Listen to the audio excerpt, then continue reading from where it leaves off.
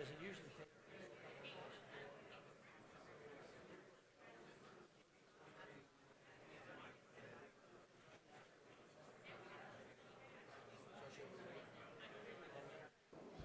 Ladies and gentlemen, please take your seats. The session is about to start. Thank you.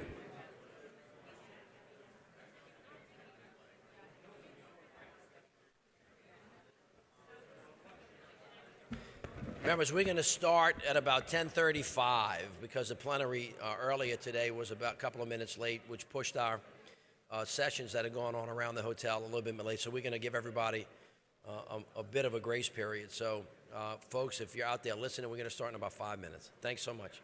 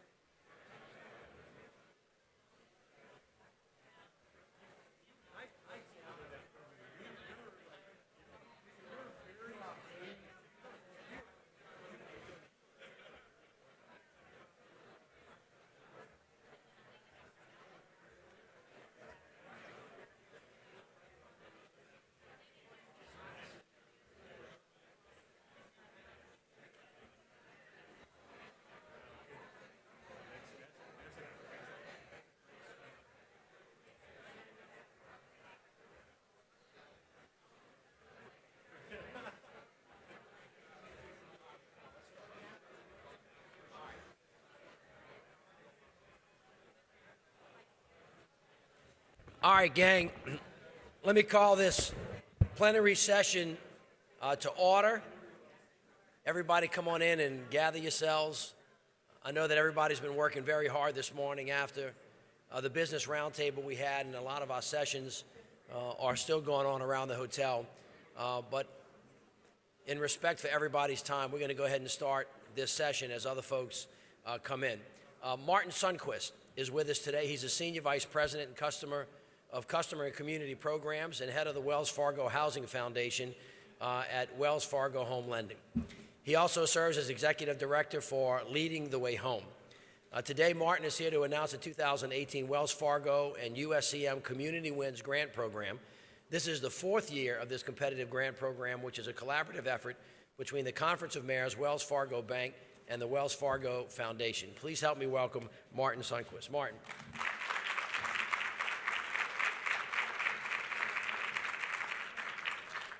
Well, thank you, Mayor.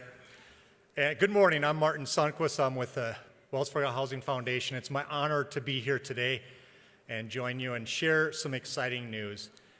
Working together, we have changed lives by strengthening communities and supporting neighborhood revitalization. It's amazing what our collaboration has accomplished. Thank you for your leadership and passion in making life better for communities across America. But we know there's more work to be done. Like you, at Wells Fargo, we care about our people and communities, and we continue to build a better bank with an unwavering focus on putting customers and communities first in everything that we do. In 2016, Wells Fargo was the top corporate cash donor amongst financial institutions, ranked number 3 among all companies in America.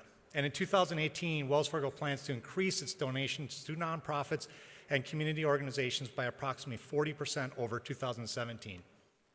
Through our Leading the Way Home community outreach program, Wells Fargo helps communities boost housing, revitalize neighborhoods, and advance home ownership. Wells Fargo continues these efforts, including our Neighborhood Lift program. Since 2012, nearly 16,000 homeowners have been created in dozens of U.S. Conference of Mayors cities throughout the country.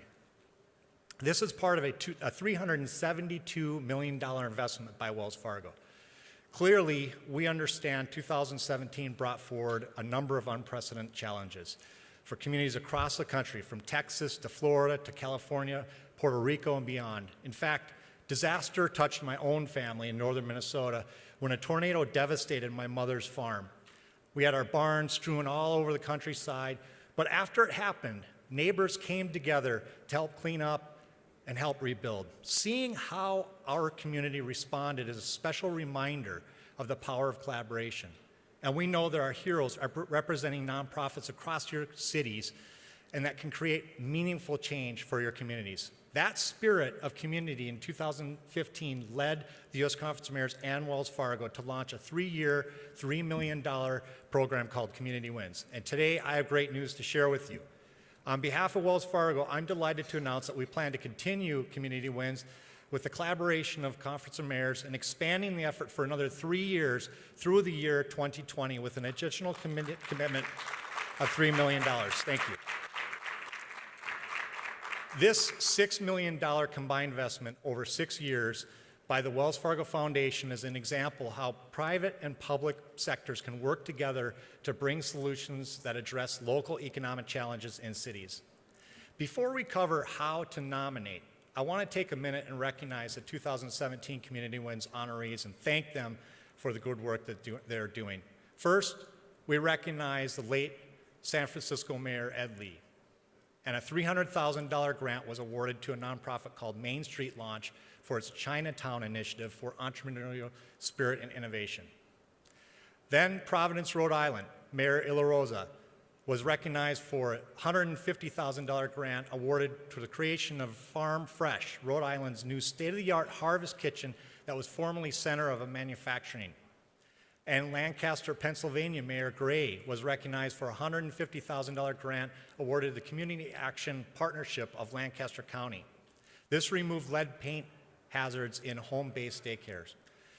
Additional 2017 Community Wins grant awards went to Atlanta, Mayor Reed on behalf of 3 Star Community Corporation, Santa Fe, Mayor Gonzalez on behalf of Make Santa Fe, and Ithaca, New York, Mayor Myrick on behalf of the Ithaca Downtown Business Improvement District. The efforts of the leaders in this room are simply incredible. And today, together with U.S. Conference of Mayors, nonprofits, and Wells Fargo, we are making a significant change and a lasting change. And now, we are inviting you to nominate. We invite you to join the efforts this year by recognizing up to 3 nonprofits in your cities with the Community Wins Grant nomination. Nonprofits that you nominate can apply until March 16th as part of a competitive application process administered by the U.S. Conference of Mayors. Nonprofits and mayor honorees will be announced this June in Boston. For information about the program and how to nominate, you can visit the Wells Fargo booth. You can read about it in the program and in the Conference of Mayors newsletter, or visit usmayor.org/communitywins. On behalf of Wells Fargo, we look forward to continuing this relationship and bringing more positive change to your communities. Thank you, and enjoy your great conference. Thank you. Martin, thank you so much. We appreciate your sponsorship. I'd like to call up now our sponsor for tomorrow's breakfast, InterDigital's Chief Communications Officer, Patrick Vanderwill, for a few marks. Patrick? Thank you very much, Mayor. Raise your hand if you've ever heard of InterDigital. Probably not many hands out there. Let me tell you very briefly about our company. We are in our 45th year of existence. We're a wireless R&D company that was founded 2 years before the first cell phone call. The reason I'm here today is because we are championing a technology that we think is the most important technology that the people in this room and at this conference need to think about. It's more important than transportation because it makes transportation better. It's more important than sanitation, than education, because it makes all those things better. And it is smart city technology. We think that smart city technology needs to be something everybody in this room considers over the next few years, and it needs to be part of your consideration of every other spend that you're doing. We've commissioned some studies, and the studies point to incontrovertible facts. One thing is that the cost savings, we had a study that said that the potential for cost savings is $5 trillion worldwide for the largest cities in the world. 5% cumulative economic growth can be added to cities with smart city technology. 5%. That's the difference between a city that's a star and a city that's struggling. That's the difference between a city that's rising and doing great and a city that's really struggling. So I urge you to think about smart city technology. When it comes to smart cities, there's really two things that I'd like to convey to you guys today. One thing is the importance of open systems. I don't know if anybody's here from Chicago. I lived in Chicago for 11 years. I lived in a suburb of Chicago. And if I got up in the morning and wanted to drive to Chicago, I drove on a municipal street. That municipal street led me to a tollway that was a public-private partnership. That tollway crossed a county line. It crossed 5 different municipalities, finally got into the city of Chicago, got me to downtown Chicago. All of those systems need to work together for the customer experience, for the citizen experience, to be everything it can be. If each of these municipalities, if each of these counties is making their own decision and not working together and not using systems that are open and that can connect, the experience won't be as good as it could be.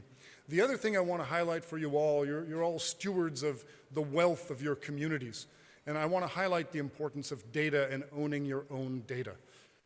There are many, many companies and many people who will work to deploy smart city systems. They'll be happy to do it for free because they want the data. But you have to remember that companies like LinkedIn, companies like Facebook became multi-billion-dollar companies before they had a dime of revenue. And the reason is that the data is incredibly important and incredibly valuable. So I urge you all to drop by our table out in the hallway, learn more about smart city technology. We'll be happy to educate and happy to put together some folks on our end with people on your end who need to think about these technologies. Thanks very much.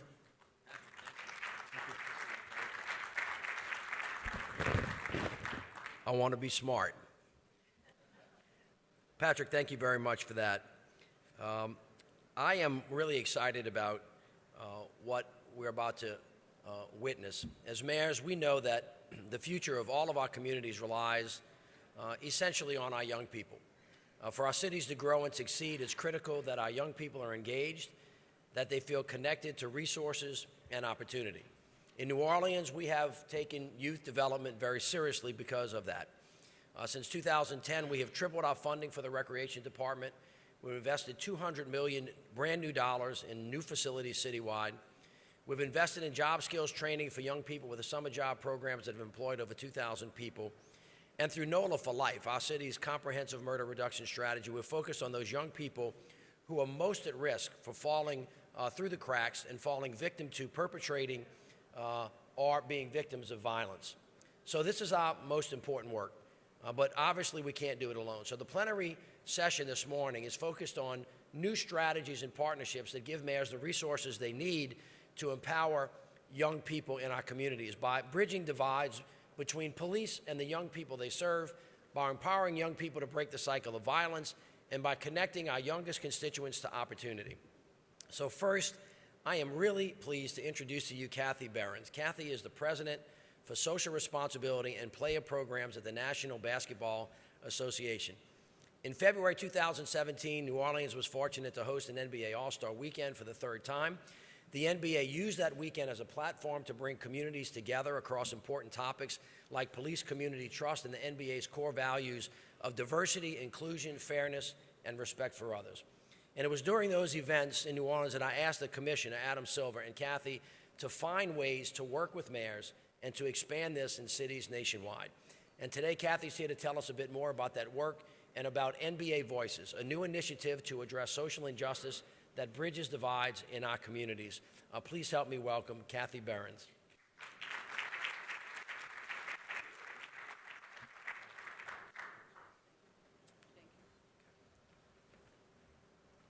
Thank you so much, Mayor Landrieu, for your partnership and friendship over the years.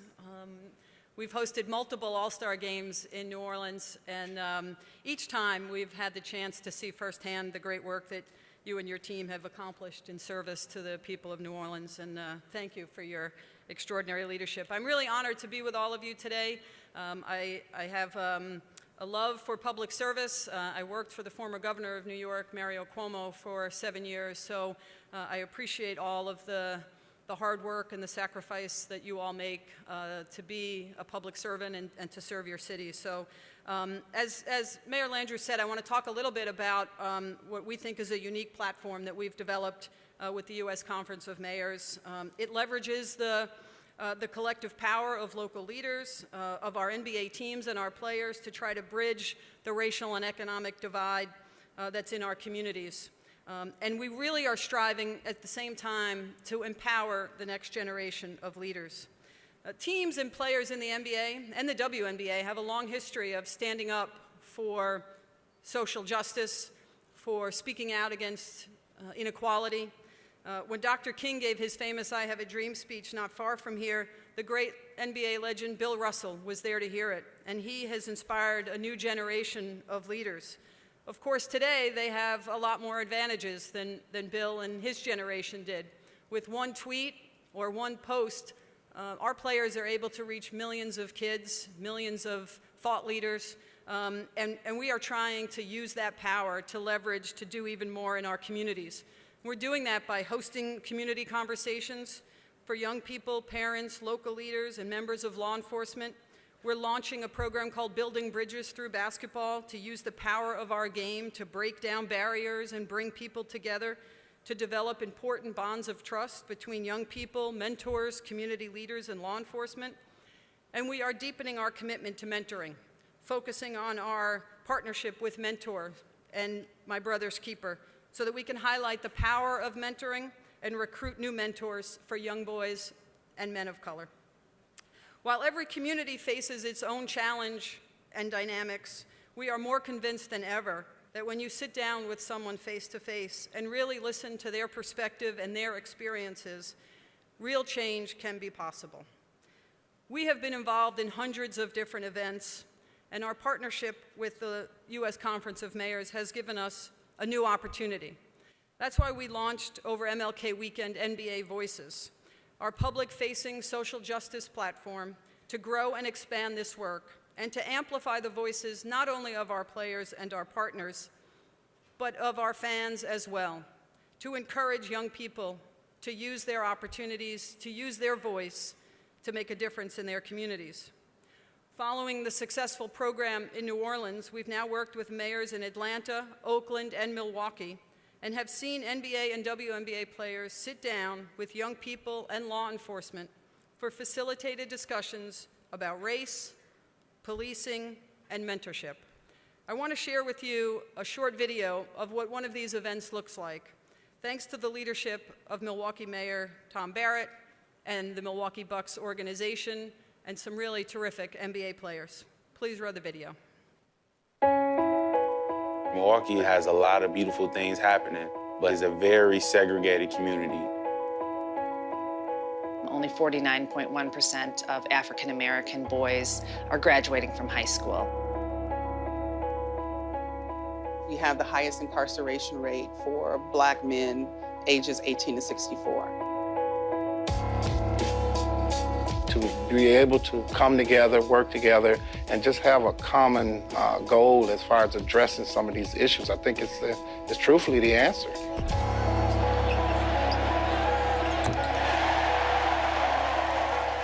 One of the most important things for younger kids is having hope, having someone to look to that, allows you to have faith that everything's going to be okay, that you have someone to believe in. Today's event is a Building Bridges Through Basketball initiative to create some conversations between two groups of people who might not normally get that opportunity. It's called Face to Face.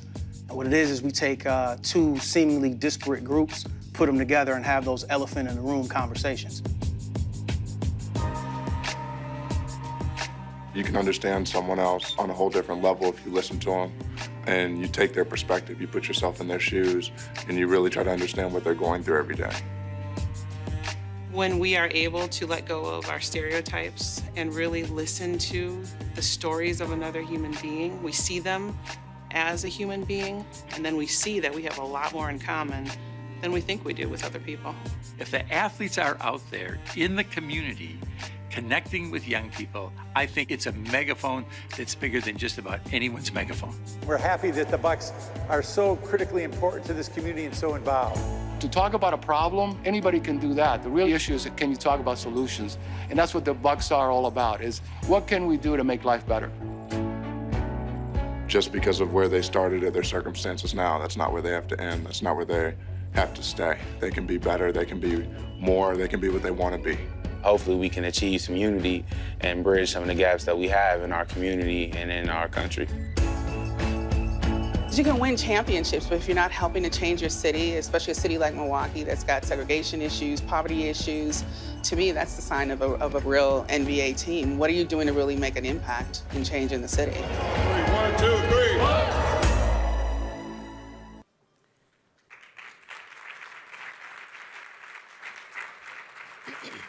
So that's really just one example of the kinds of work and the effort that our teams and our players are making in their community, and hopefully we can inspire others to do the same.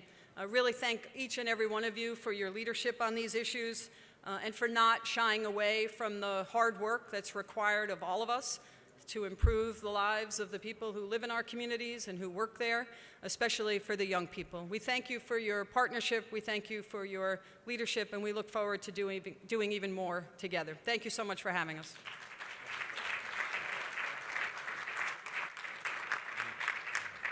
Kathy, thank you so much. Yesterday I said in this speech that I gave that diversity is our strength, and that we have to see each other, hear each other, and feel each other. And I think that you saw from that video that that's exactly what this program does. It works tremendously, and I would really ask you to think about it because it'll bring great value to your community.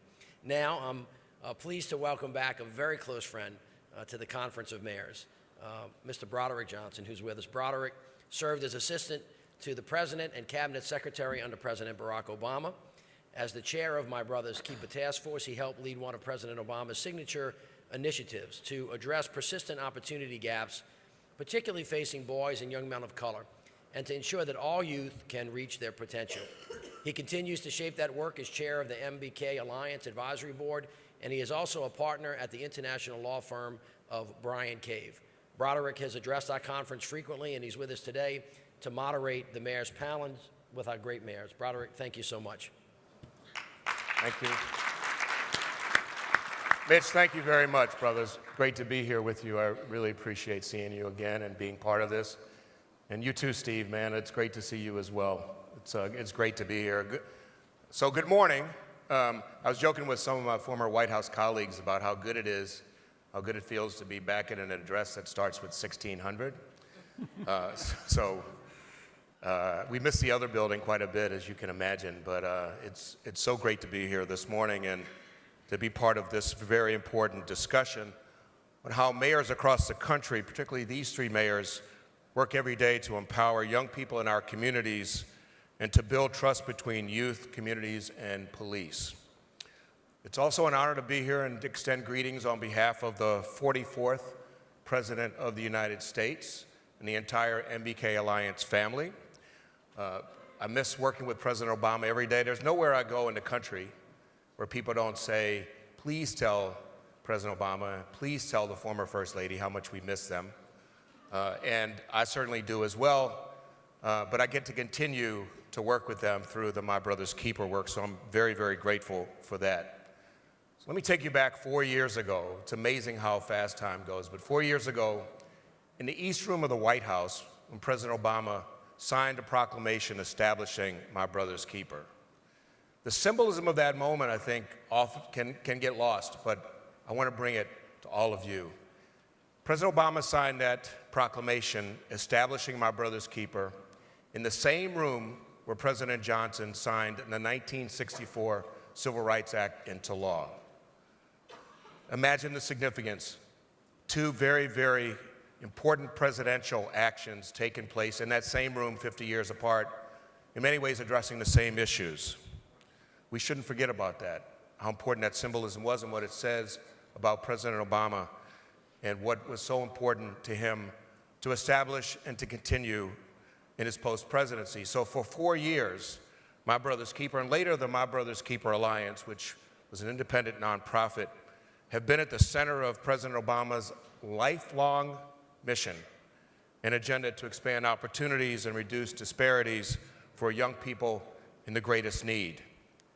Last September, we were proud to announce that the MBK Alliance will in fact continue its critical mission as a core initiative of the Obama Foundation that answered the question that we were being asked all the time, that you all may have had as well, is what will happen to MBK after President Obama leaves office? So it is now part of the Obama Foundation, an essential part of the Obama Foundation. Many of the board members who served on the original board will continue with me in my capacity on the board, and we are so happy that Michael Smith, who was the day-to-day person driving MBK in the White House, is now leading that effort at the Obama Foundation.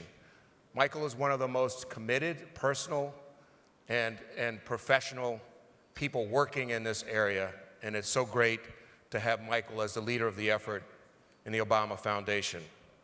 You know, President Obama has stated repeatedly that the mission of MBK would be part of his life's work. He never deviated from that. By joining forces, the MBK Alliance and the Obama Foundation will in fact be better equipped to meet the goals so fundamental to that lifelong mission of President Obama. An America where all children can reach their full potential, no matter who they are or where they come from, not some, not the privileged, not the lucky, but all children in this country. You know, President Obama were here with you all this morning, he would be effusive with his praise of the remarkable way in which these mayors and so many of you have focused on building a powerful movement, and I say movement, that is making a significant difference in the lives of our boys and young men of color especially, and so many other young people across the country. But since the president can't be here, let me say this on his behalf. Thank all of you mayors for your love, for your commitment to your communities, to the way you are changing lives. On behalf of President Obama, thank you for your incredible work. As I said again, this is a movement, and at the center of the movement, it's my privilege to have dynamic mayors to share the stage with today to talk about the work they are doing in their communities. They have taken innovative, data and results-driven approaches to break down those barriers that face our young people, all of which we're going to be discussing in a few minutes. But let me share a few of the highlights about their work. In Milwaukee, Mayor Barrett has released the Blueprint for Peace, a comprehensive, community-driven agenda for addressing the complex factors that drive violence. Mayor Pugh, in my hometown of Baltimore, has a comprehensive violence reduction and public safety strategy that, again, is data-driven. This work should be no less rigorous than anything else that is done. So it's important to have data that drives the practices and focuses on the best strategies. And then we have the mayor of the city of Louisville, Mayor Fisher. He started the One Love Louisville initiative, which is Louisville's blueprint for safe and healthy communities, aimed at reducing exposure and the impact of homicides, shootings, and aggravated assaults on our youth. These mayors, indeed all of you, are tackling tough issues and making a real difference. But the challenges that face our young people are complex, they are structural, and no single organization or city has a solution with all the answers. One size does not fit all, but indeed we can learn from each other about the best practices, and that's what this session is designed to do. So here's my teaser. In the coming weeks, the Obama Foundation, My Brother's Keeper Alliance, will be announcing some exciting news on how we will be supporting the nearly 250 cities, counties, and tribal nations that have accepted President Obama's Keep My Brother's Keeper Community Challenge. We'll make sure all of you are aware of that news in the coming weeks. Now let's learn about the groundbreaking work that's being done by these great mayors as they are leading and strengthening communities that transform lives. So let me start with you, Mayor Barrett. Can you talk a little bit about the work and I was proud to know of that work because I visited it firsthand in Milwaukee maybe 2 years ago when you did a big mentoring effort launched with the Milwaukee Bucks. Would you talk about that effort, though, a little bit more and give us a sense of how you've been able to make that succeed, and then what it says to mayors in other NBA-related franchise cities about the work? Well, I think as mayors, all of us share a common goal, and that is how do we increase the cooperation and the respect between the community, particularly young people of color, and law enforcement. And I want Milwaukee to be a city where the residents can work with and respect the police. I also want Milwaukee to be a city where the police officers can work with and respect the residents of the city. It has to be a two-way street. Because I look at police-community relations, it's like a marriage, or it's like a long-term relationship. You have to keep working at it and working at it and working at it. So how can you find places where you can build the trust between the police and young people in particular? This is where the NBA comes in. The NBA is not a hotbed for players from Switzerland, but in many regards, the NBA can act as Switzerland here because, let's face it, a lot of police officers like basketball. They like pro athletes. So you invite them to an event where they're going to be the former Rookie of the Year or Giannis Antetokounmpo. They're interested. This is not a tough sell to get Milwaukee police officers to come to an event like this. By the same token, young people love this. You talk about a hot sport. Basketball's a hot sport for young people in cities. So what we did, and you saw it in this video, is we brought players, we brought people from the police, we brought people from the front office, and had a very candid face-to-face. And the value I see here is some of the conversation was between the police and the young people. Some was the athletes talking. And the athletes, I think, they send a message to the young people, you matter.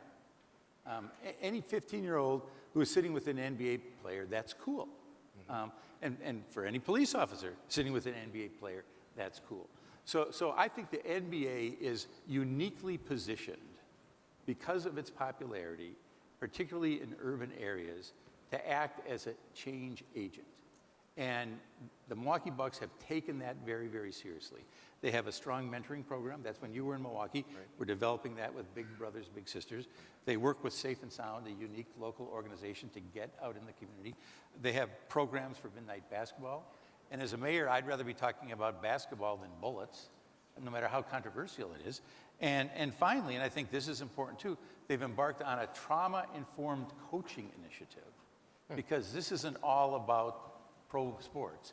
So much can be done, and 120 coaches have gone through trauma-informed coaching because there's going to be a lot of young people who you want to get in sports, but they may have challenges of their own. But if you've got coaches that are sensitized to this, it can be very, very powerful.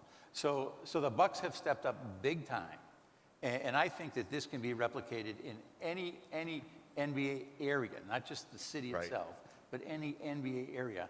And I think that, again, the power, the mystique of pro athletes, let's take that, let's make them real people, and let's use them to build the bond between the police and the community.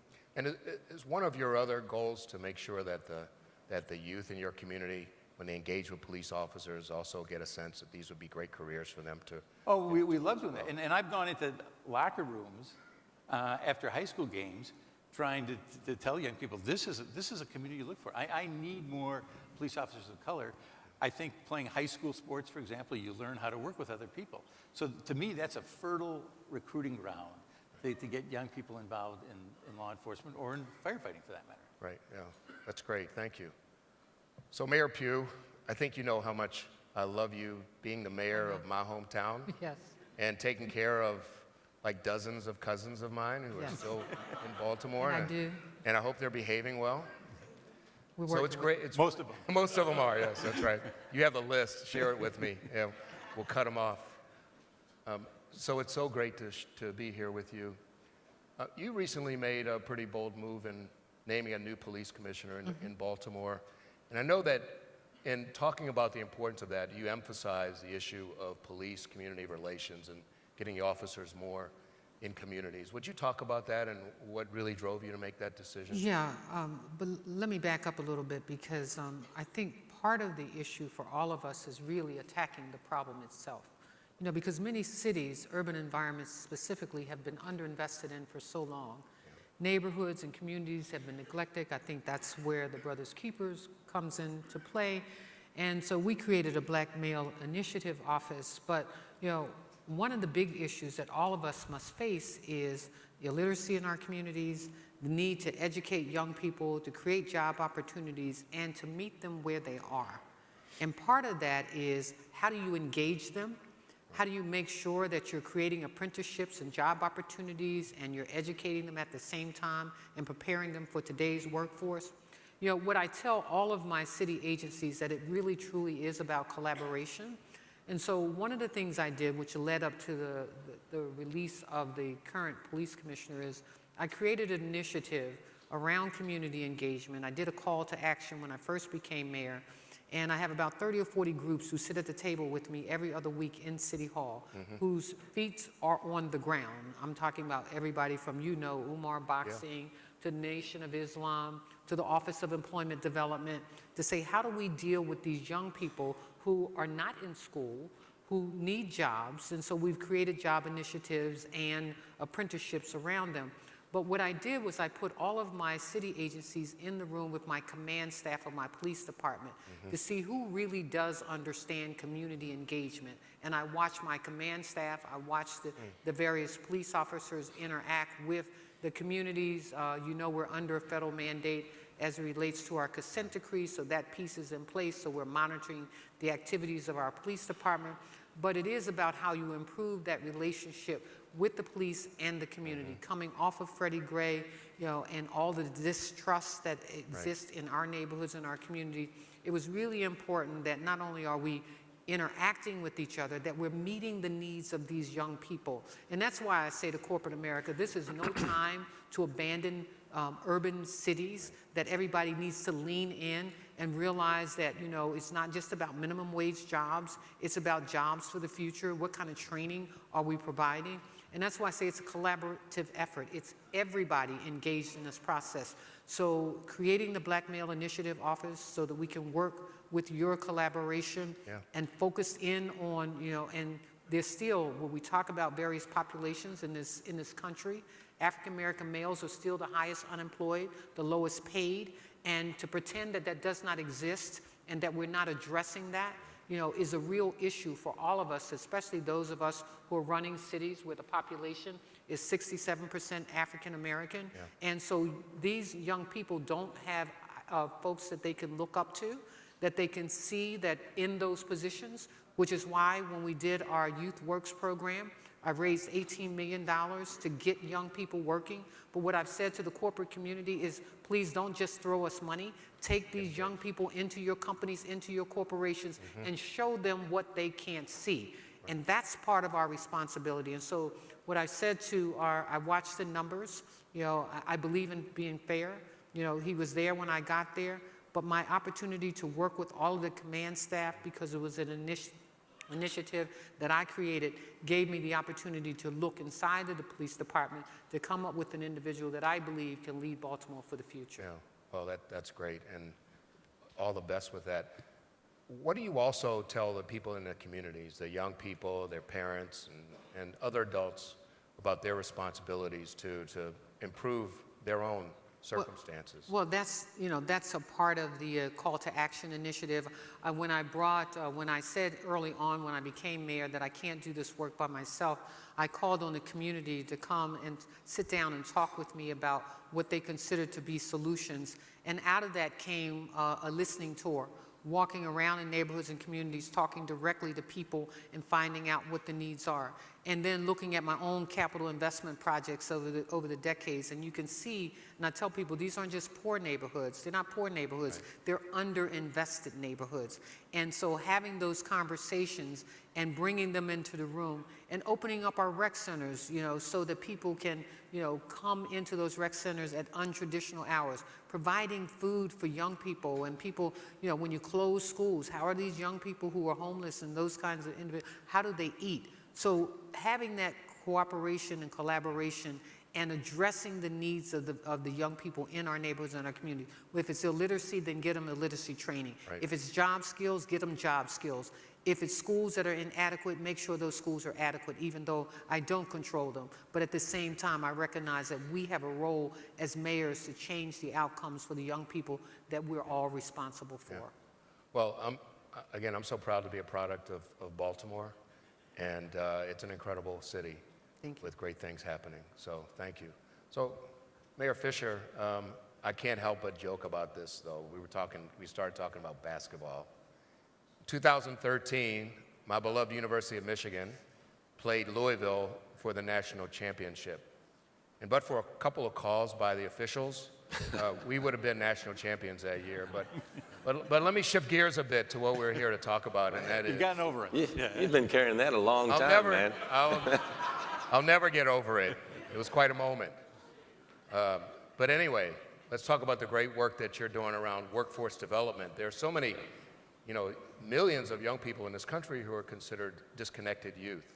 And you've worked very hard in your city on workforce development issues. If you could talk about that. But then I know you also care deeply, though, about looking even earlier in life to the young people in your community to make sure, in fact, they are on the right path. So workforce development is a great opportunity for them. So without talking about Michigan versus Louisville, please talk about your great efforts in Louisville. It was a great game. One of the most enjoyable I've ever watched. Almost for me, too. So we try to, identify points of interruption that can stop a young boy, young man from going down a life of violence. One of those that's most clear that you can do immediately is to provide a job. Oftentimes, many of us mayors were criticized by people in our communities for why is this happening, why is that happening. So I always say that, well, you must be offering to help. So our summer jobs program has been tremendously received by our business community. We started it in 2011. We had 200 people participate, 200 youth participate. This past summer, we had 5,200 participate. So the business community has really rallied to the call. We're focused on young guys that don't have a parent or somebody that can call somebody else and say, hey, can you get Daquan a job this summer or Julie a job this summer?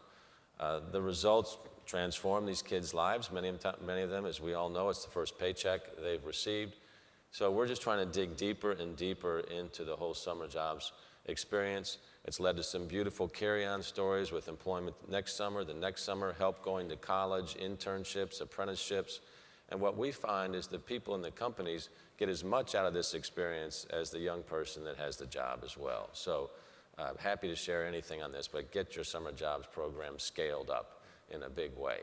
We also have data that shows when a youth is involved with the summer job, their proclivity to get involved with criminal activity goes way down. Why? They're at work. And for a lot of our kids 18 to 24, some of the most violent activity takes place between noon and 6. So there's a preventive aspect to this as well. But one of the questions we have to ask ourselves is, how do we get involved early on so that a youth is forming in a way that many of our advantaged children are? What we know in our cities is that too many of our underinvested kids that come from low-resourced areas, maybe difficult family experiences, are showing up in kindergarten 3 years behind their advantaged 6-year-old peers. Why aren't we investing at that stage? Which, as a society, we seem to be fine to invest in incarcerating somebody at 30 grand a year, but that money should be going up front. So we've worked with our public school system. We have about 100,000 people in Jefferson County Public Schools to develop something called the Compassionate Schools Project. And it's the largest project of its kind in the world, where we've integrated compassion principles into K to 5. Because think about it, when you're this 6-year-old showing up, you're coming frequently from a post-traumatic background, food insecure, housing insecure, might be in a family of violence. All of our brain development, 90% of it takes place before the age of 6, and these kids are out of luck, basically. So the purpose of the Compassion School Project is to help repair some of that damage or accelerate neurological development in the brain. That's done through mindfulness and meditation, also social and emotional learning, physical and mental health, nutrition, wellness, many of these basics that we've taught our kids but are not taught in families that are in a challenging situation. So we see dramatic improvement in closing the gaps, both socially, emotionally, and academically in these schools. So we want to build the resilience in up front so these kids have the ability to cope, because what we see around violence so often is it's an individual's inability to cope. Yes, drugs, gangs, and guns are involved oftentimes, but a lot of times it's just a silly beef that people don't have the coping mechanisms to be able to solve. So we work at it that way as well, and seeing really good results. And it really chills the schools out as well. It's phenomenal to go and visit these schools. That's great. We have just a few more minutes. Mayor Pugh, I want to start with you and then ask the other two mayors to address this too. I remember when we were at Frederick Douglass High School not long after the unrest in the Freddie Gray tragedy. And this will forever stick with me. A young woman, she was probably a junior at the high school, said, you know, part of the problem is you adults don't see us. You know, it's like we're invisible. And I just thought about that, and I thought about times when I sort of divert my eyes away as I'm trying to rush past certain neighborhoods, and I thought, slow down, see them. So that then goes further, though, to the issue of them not just being seen, but also being involved, that they're not just spectators as adults, think about how we can make their lives better. And so how do you see that? And then I'd ask the other two mayors in terms of seeing the young people and involving them. Well, it's very important. We have our own youth commission. We also believe very strongly in the youth effort. We put 9,000 young people to work this past summer. When we opened up our portal for this summer, in 24 hours, 2,000 had already registered, 5,000 had registered for the week, in 1 week. So we know that we'll probably have 10 or 15,000 young people to put to work. Yeah. And so part of the listening is with young people as well, you know, to find out what their needs are. So they said to us, open up the rec centers later. They said to us, make sure that, you know, don't forget about the young people, and I mentioned this in our food policy discussion this morning, that when you close schools, don't forget about the homeless youth who come to school because some of them just come to eat. Yeah. You know, make sure that you're providing food for them somewhere, and so we created openings in all of our rec centers for our young people. And they've said, you know, create apprenticeships inside of your companies and your corporations. We're doing something very similar. The discussion around more police that look like us in our neighborhoods. So we've created a cadet program that starts in the 8th and 9th grade for young people so that we can get more of them in our police department. This year, for the first time, we will have our own, for the youth who graduate, they will have their own jobs fair for them. And we put together an apprenticeship, a cadet program for the police department, because you can't become a police officer in Baltimore until you're 21. So they go into what we call an apprenticeship program for 2 years so that they can enter the police department. So we're listening. That's great. That's great. Mayor Barrett? One of the good things about local government is there's not a lot of theory. If it works, you do it. Mm-hmm. If it doesn't work, you stop doing it. One of the other things is people really drive things. And in our police department, as I was sitting here, I was thinking about a police commander who brought in kids through Running Rebels and another organization, and they didn't cherry pick the kids. They brought some kids with some real issues. And we sat down, and he talked about his brother-in-law who had some real issues. And all of a sudden, he was real. He was real to the young people. Mm-hmm. And then they would talk, and he would talk, and you want to make it real. So you have to find individuals that can make this real. Right. Because I think one of the biggest challenges is that there are stereotypes that people form watching the national media. And for every one of our communities, we have to fight that. And that takes people who care and are committed to making a difference. Yeah, thank you. And Mayor Fisher, no hard feelings. You get the final word, sir. Thank you, brother. Two things. One is when I go into the Youth Detention Center and talk to the kids in there, probably 80% of their reason why they're in there, it starts on social media. So we see this social media type of cause of beefing or drugs or guns or whatever. So how do we manage that situation is one aspect we focus on.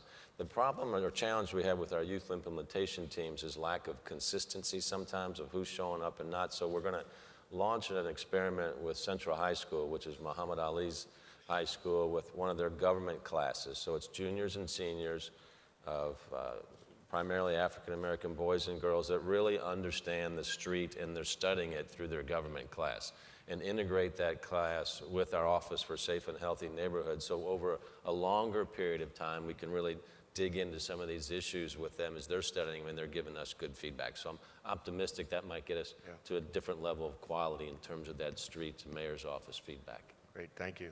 Well, our time is up. Let's give a great round of applause to these tremendous leaders. Good job, you guys. Good job. Guys, thank you, Broderick, and our fellow mayors. I really appreciate it. That is great work. Thank you so much. I'm pleased now to welcome my dear friend, New York City Mayor Bill de Blasio. As you know, Mayor de Blasio has been a strong advocate for New York City's youngest residents, and he's here today to discuss really important early childhood initiatives he has put in place in his city. Please help me welcome Mayor de Blasio.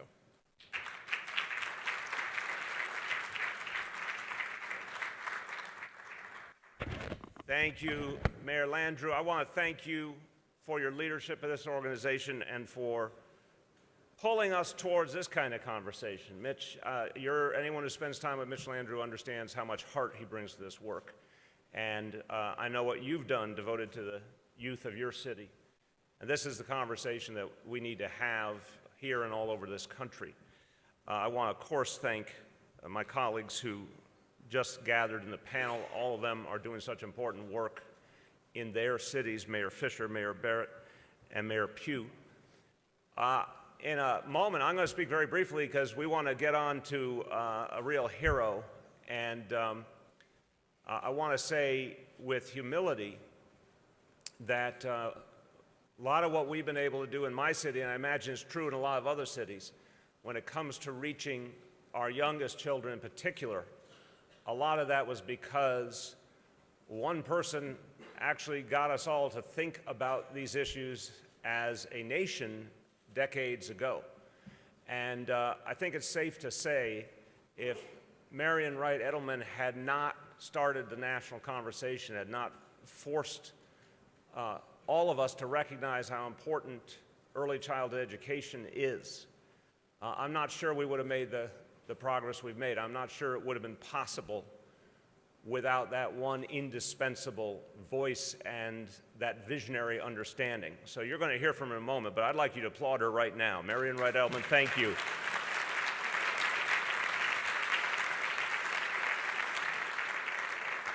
And that has meant in my city that we committed, number one agenda item when I took office 4 years ago was pre-K for all our kids, full day, high quality pre-K. We achieved that goal. It is having an amazing impact for our families. And now we are setting an even more audacious goal, 3K I call it. We want every 3-year-old to have early childhood education for free. And we think that will change the future of the entire city. It's not only about lifting a burden from the parents in the here and now, parents who have to work, parents who do not have money, working class, middle class parents who don't have money for early childhood education programs, which can cost easily $500 to $1,000 a month and up. But also it is changing the trajectory of our school system and our city because every child equally will get a strong start. I'm very, very hopeful about what that means. But I want to talk to you about another piece, and I'll be very quick, another piece of the equation when it comes to our young people.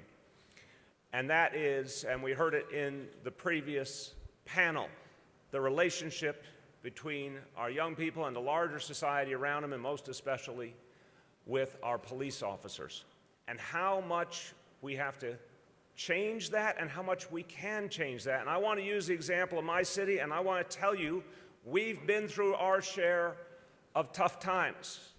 New York City, a couple of decades ago, was a painfully dangerous place, and the relationship between police and community was often fraught. And even though we got safer over the last couple of decades, the relationship between police and community continued to be tense until just a few years ago because of policies that were actually creating a rift. There was too much focus on arrest. There was the unconstitutional use of the policy of stop and frisk. What this did was create not only a rift between police and community, it created an institutionalized disrespect for young people of color, and in particular for young men of color. And you know, in my city, that means we were literally, as a matter of official policy, denigrating the very people who would be the majority of our city in our future and who we would depend on to produce the leaders of our future. It was so painful to watch. And I heard this from parents, I heard it from grandparents, that they put their heart and soul into trying to bring their kids up the right way, trying to give them the right role models, the right ideas, and then because of a policy that made our officers encounter so many young people in a way that treated them like they were suspects of a crime, no matter what they had done, no matter if they had done anything, that good work of parenting, all the positive examples were being undercut. By the way, our officers didn't like it either, because they were not able to do the job they wanted to do in fighting crime and building a bond with communities. They were filling out quotas, and it wasn't getting us anywhere. We changed those policies. And I have to tell you how quickly change can come. We said that we did not buy in New York City a conventional wisdom that was handed to us. The previous assumption had been you either get safety or fairness, but you can't have both. You can have law and order, or you can have respect for all people, but you can't have both. And I and a lot of other people, there was a whole movement around this, said, no, we must find a way to have safety and fairness walk hand in hand. And I guarantee you, and every mayor in this room knows, when you put forward an idea, there'll be plenty of naysayers. The naysayers said, no, it is a stark choice, and if you bend towards a more just society, you will pay the price with chaos and disorder and growing crime. I will have to note to you, this is still a message, unfortunately, we hear too often from the White House and the Justice Department. Even though in our city and other cities as well, we keep proving that that previous mythology was false. I can report to you today that New York City is the safest big city in this nation. I can report to you today that we, in the year 2017, had crime levels that were last experienced in New York City in the 1950s. That the last time we had this few homicides in New York City, the Dodgers were still playing in Brooklyn. That's how much change has happened. But it didn't happen because of policies that emphasize force and arrest and aggression. It happened through policies that emphasize trust and building a bond between police and community and trying to actually build human relationships. Our vision of neighborhood policing instructs our officers in an entirely different way. It instructs them to de-escalate conflict. It instructs them to recognize the opportunity to build those human relationships. Our chief of department, Terry Monahan, said the other day, he said, look, we're inventing an entirely new type of policing because it shakes the foundations of what we assumed before and now puts the emphasis on the human relationships. Guess what that has resulted in? Officers now learning the names of community members, simple things like saying good morning, giving them the cell phone, their own cell phone number and email address. And what is happening? Those officers are getting a lot of very powerful, productive communication from the community members coming to them, helping them to know what they need. Where is an illegal weapon? Where is a gang problem about to emerge? Where are drug dealers operating? This information that officers had to search for in the past, community members are now giving them proactively. And they feel, and I've heard it from our officers and I've heard it from our neighborhood residents, our officers feel, because now they're staying in the same community longer with the mandate to build those relationships, our officers feel this is my community to protect, and the community residents feel these are our officers and we're here to protect them too.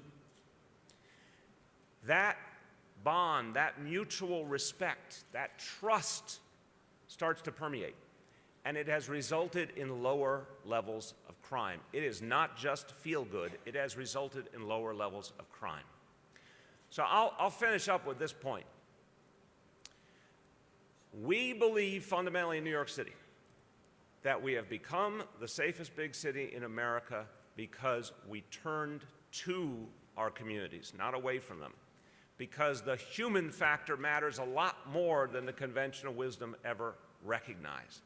Because when you teach officers things like de-escalation of conflict and implicit bias training to help every one of us as human beings weed out the biases we all grew up with, every one of us, take them out of our work and actually see each person as the individual they are, it opens up a line of communication that's extraordinary.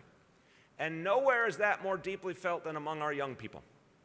And I could give you example after example I've heard from our officers of how they're now engaging in real conversation with young people, understanding what they're feeling more, but also gaining their trust so that the young people also want to talk to them, want to work with them.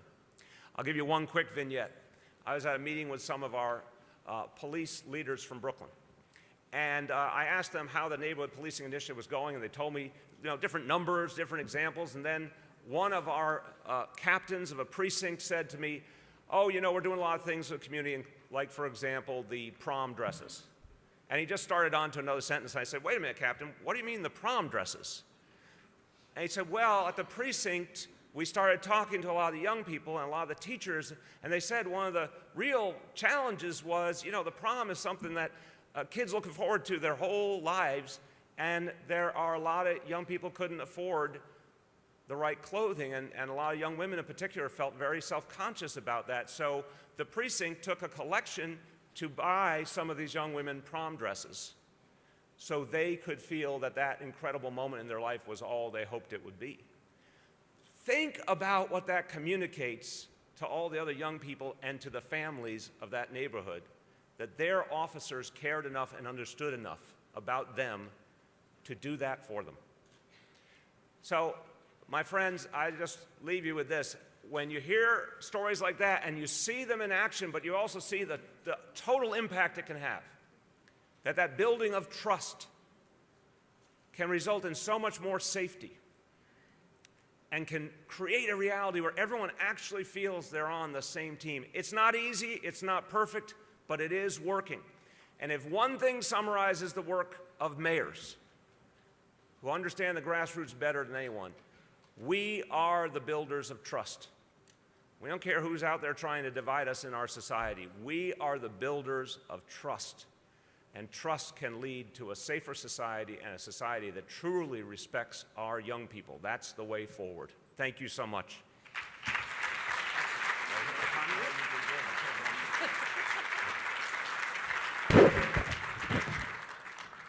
He asked me if he hit his time limit. I said, well, we gave you a little Louisiana lanyard. I'll tell y'all what that is one day. Earlier I said to just remember we're talking about diversity as our strength. We need to see each other, hear each other, and feel each other. And the mayor just put an exclamation point on that and essentially said, if we learn how to give respect, we will get respect. And Mayor, thank you for your great leadership in that area. I am really humbled to introduce our next speaker. She is, I dare say, a living legend. She will reject that moniker, but it just proves the point of her humility. She has received over 100 honorary degrees and numerous awards, including our nation's highest civilian award, the Presidential Medal of Freedom. Marian Wright Edelman is the founder and president of the Children's Defense Fund. She is a tireless champion for children and the disadvantaged across our nation and across our world. Last year, I was honored to visit with her at Haley Farm in Tennessee, where I had the incredible opportunity to talk with just a few of the young people that Marion is training to lead future generations in public service. One of the first African-American women admitted to the Mississippi State Bar in the early 60s. I want you to think about that, in Mississippi in the early 60s. Former counsel to Dr. Martin Luther King. She is always there to remind us that if we don't stand up for children, then we don't stand up for much. Now, there are many things that we get to do as mayors. People ask you, what you do. You say, I'm a mayor. They say, no, that's what you are. What do you do? And the question that I would challenge the mayors with is, do you give a pathway to goodness? Do you find light and lift it up?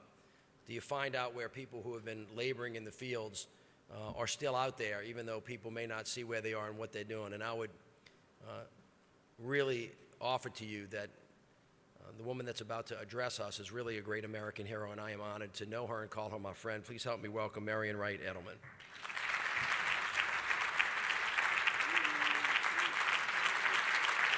Thank you. Thank you. Thank you. Thank you.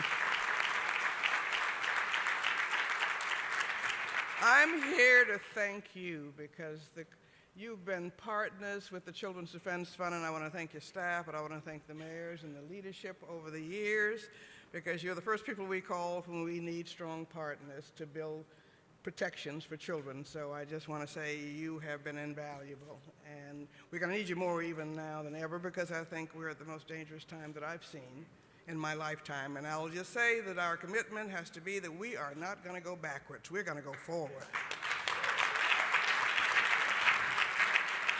I want to thank you for your strong stance on gun violence. Am I not getting through on gun violence? Is that better? Okay. And we need to continue that strong voice. We've got to stop the killing of children. No decent nation would let its children be mowed down by the thousands. The figures I never get used to. I had done a set of focus groups, thank goodness, about 20 years ago. I thought I knew what black children and black communities were concerned about. I was not prepared for gun violence being the #1 threat, children not thinking they were going to live to adulthood, and parents. I remember a Chicago mother said, I didn't mind if my daughter came home pregnant, she was still alive. And so we stopped and started publishing child gun violence reports. We've got to stop the killing of children. We have lost more children in the last 50 years than we have lost in battle casualties in Vietnam, Iraq, and Afghanistan. 65,947 black children and teens have been killed by guns. That's more than 16 times the recorded lynchings of black people of all ages in the 86 years between 1877 and 1950. The most recent gun violence data for children reports over 3,000 children and teens dying from gunfire in 2016. That's 8 every day, 1 every 2 hours, 1 every 48 minutes. That's unacceptable. The killing of children must stop, and we must retire the NRA as our president in charge of guns. We have got to deal with the civilian deaths. Right now, the estimates of civilian gun ownership is as high as 310 million. That's about 1 gun a person. In contrast, the U.S. military and law enforcement agencies possess approximately 4 million guns. Something's wrong in those figures. And our preschool children, who we talk about, are as threatened by gun violence in many ways as anybody else. There are more children under 5 killed by guns in the most recent data than police officers in the line of duty. There were 113 children under 5 killed by guns, 65 law enforcement officers, 62 in felonious assaults, and 3 in accidental shootings. Folks, God could not be pleased with this. This is not right. And we have got to be a country, for all of our big military budget, that protects its children and allows them to see life and hope and achievement in their future rather than death. So thank you for what you've been doing. We've all got to do more. And so we'll be bugging you and you'll be bugging us, but we've got to stop the killing of children. That's required of all of us. But I want to come today just to talk about child poverty very briefly. The Children's Defense Fund is the child, a grandchild of the Poor People's Campaign. I moved to Washington after the terrible things that were going on in Mississippi,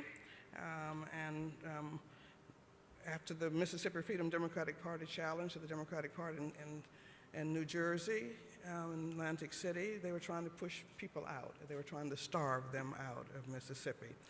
And the Head Start program was the lifeline. The state turned it down, just like many states turned down Medicaid today. We were able to apply as a group of community groups, churches, and civil rights groups to get the largest Head Start program in the nation. It created 3,000 new jobs off the plantation structure, and it was a revolution, and parents began to see children read books that looked like them. It was the most exciting transformation, and immediately the full force of the Mississippi establishment came down on us, and they were trying to cut it off. But they were also trying to change the agricultural system, because this was after the Mississippi Freedom Democratic Summer, and they wanted people just to leave the state. And so they were trying to starve them out. They charged $2 for food stamps. People didn't have any income. And nobody believed nobody had no income in Mississippi, but they were there was no income, and they couldn't afford the $2. Chemical weed killers came in to replace the poor sharecroppers. The minimum wage laws in agriculture began to be covered, and so that was another impetus. They wanted people to leave, and so they began to starve them, and so we began to see incredible hunger and malnutrition among the poorest and youngest children. But it was hard to get anybody to hear. Whenever a congressman would come to Mississippi, we'd say, come see. And if they could find time, they'd do it, but nobody could command the press. But the bottom line came when they were attacking the Head Start program, the Child Development Group of Mississippi, and I was able to come up here and testify before a committee. But I really want to talk about hunger, and I asked members of the committee to come and see these children down in Mississippi. And happily, Joe Clark and a few others came, but most important thing, when he came to Mississippi, Bobby Kennedy came. And he brought the press, many of those who'd been there before. And I would, again, theoretically, the hearings were on Head Start, but I then begged them to come up into the Mississippi Delta, since they were in Mississippi, to please look at these children. And Bobby Kennedy said yes, and he took the press. And he said he'd been all over the world. He had never seen anything quite like these bloated bellies and these children. And he became a pit bull. And he came back to Washington to try to see how he could get food down there. Bureaucracies are very slow. And Senator Stennis and the other Mississippi congressmen had a lot of seniority, controlled appropriations in lots of ways, and nobody wanted to ruffle any feathers. And so there was resistance. And in the process of just being totally frustrated, I went back and complained after Kennedy and others had gone, and Senator Joe Clark and Senator Javis, it was bipartisan, Senator Murphy from California, after they'd complained to Orville Freeman and to the president, but the Vietnam War was raging, that they were still not moving. They were not moving, and nobody wanted to upset their money for the war. And the bottom line was that Bobby Kennedy was frustrated, and when I stopped to say, hey, he's not moving, they're not moving, he said, and I was always stopping in Atlanta on my way back to Jackson to see Dr. King. He said, tell Dr. King to bring the poor to Washington. And that is how the Poor People's Campaign was born. Dr. King was sitting very depressed in the last months of his life.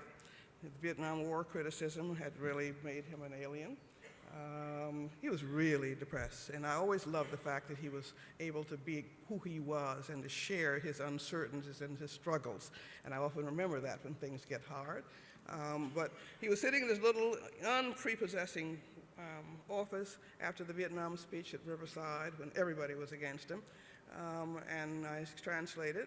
I just shared Bobby Kennedy's message, and his face lit up, and he said, that's it. We'll try it. We'll do it. And it was a struggle, because the last thing a staff at the Southern Christian Leadership Conference wants is some outsider coming in, resetting the priorities of their organization. And half of them wanted to do the Vietnam War, and the other half wanted to do Operation Breadbasket. But nevertheless, he stuck with it. And it did make a difference, despite all of the struggles and the extraordinary losses of these two marvelous leaders in the course of the next months. And I want to tell people, and we will be documenting this as we go through all the original And we had a second Poor People's Campaign of Accountability.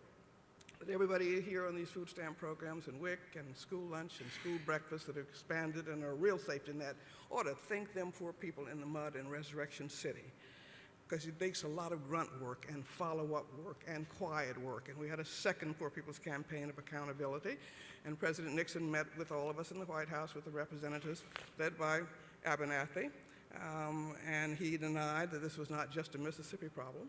It wasn't a national problem. But within 4 months, he did a national speech because we were sitting there pushing him, and a lot of people were sitting there pushing him, on hunger as a national problem and saying it was unworthy of us. And within a year, he had a White House conference on hunger. And you will be able to see, as we will be putting this out shortly, the trajectory of the growth of children's food programs, the wonderful hunger lobbies, from FRAC to the Families USA to Bob Greenstein, and all have their seeds. And again, most social change is hard scut work. It's not press conferences. It's just sticking with something and being the good pest. And so I just will be laying out what we've learned over the last 50 years to say that the Poor People's Campaign was not a success. We needed to finish its job. But it created a whole new phase of focus, and it led us to move to children and prevention and cost effectiveness is the best way. And I think there are 25, 30 laws on the books that wouldn't be there had it not been for this focus on prevention. But social change is hard. The civil rights movement didn't start with Brown. It started a long time ago. People were protesting, didn't get anywhere. But the bottom line is that here we are. To celebrate the 50th anniversary of the Poor People's Campaign, we need to get the history right, we need to get the successes right, and we need to get the recommitments to ending hunger and ending poverty.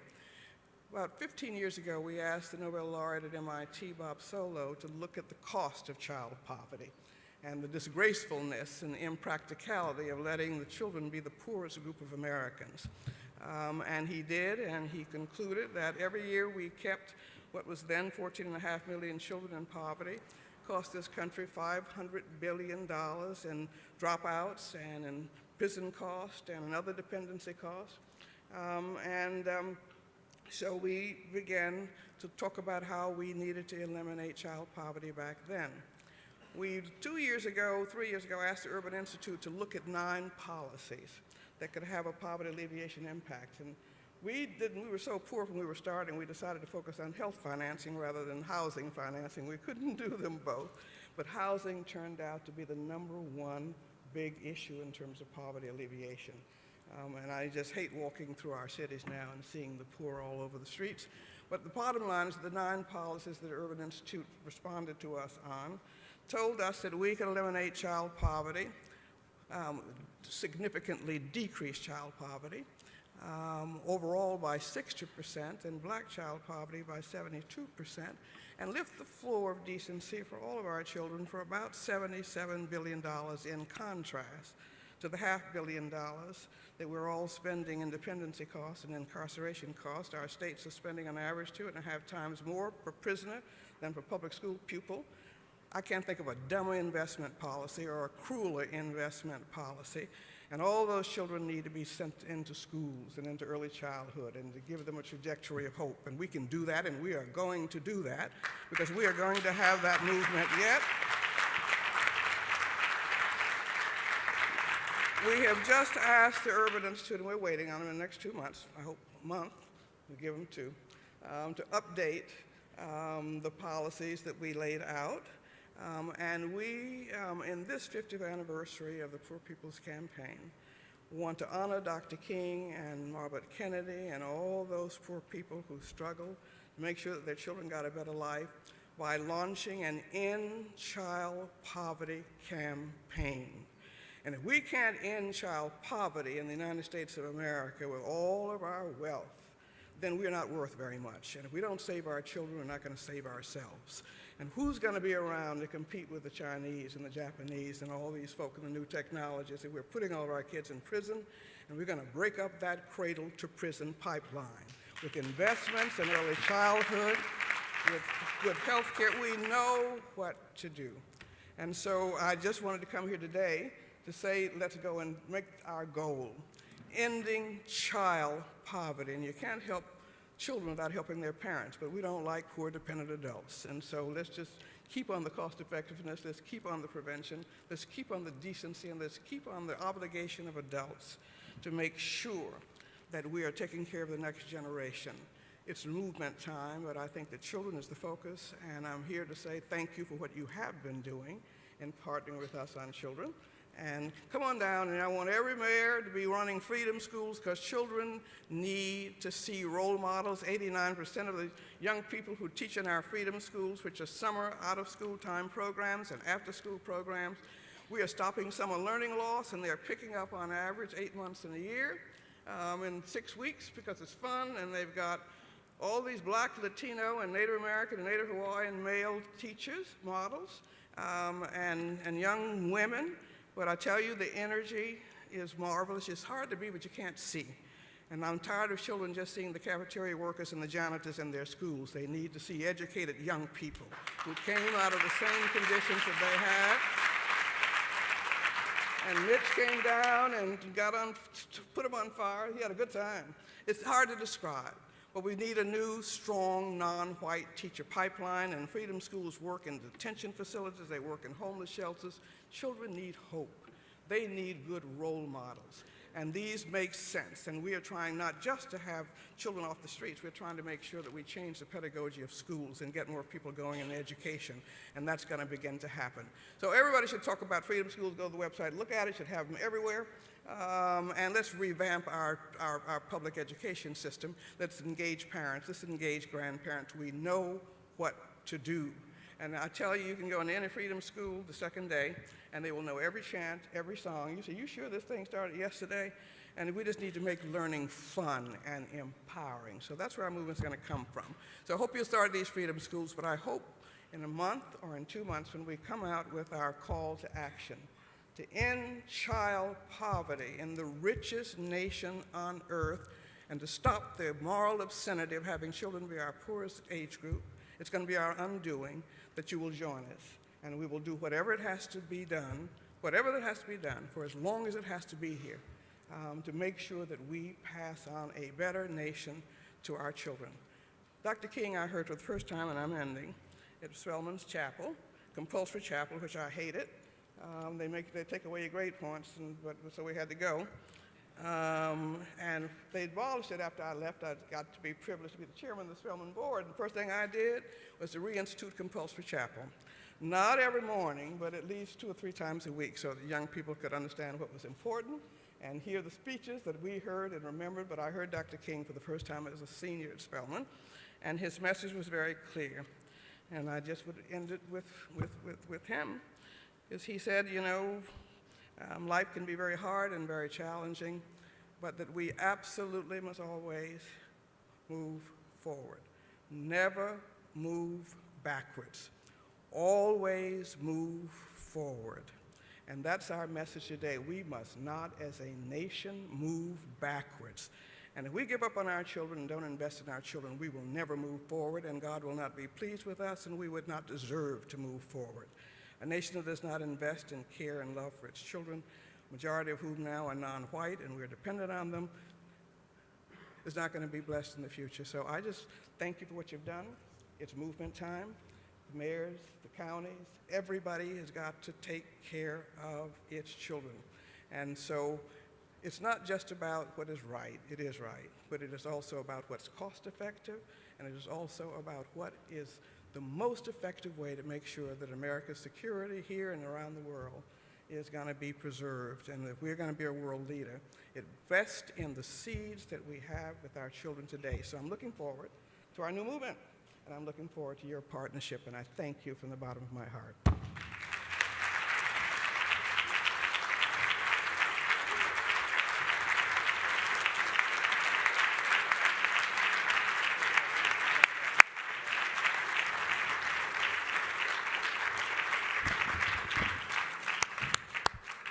Ladies and gentlemen, we have had a full day of great leaders talk to us, but that is what a truth teller looks like.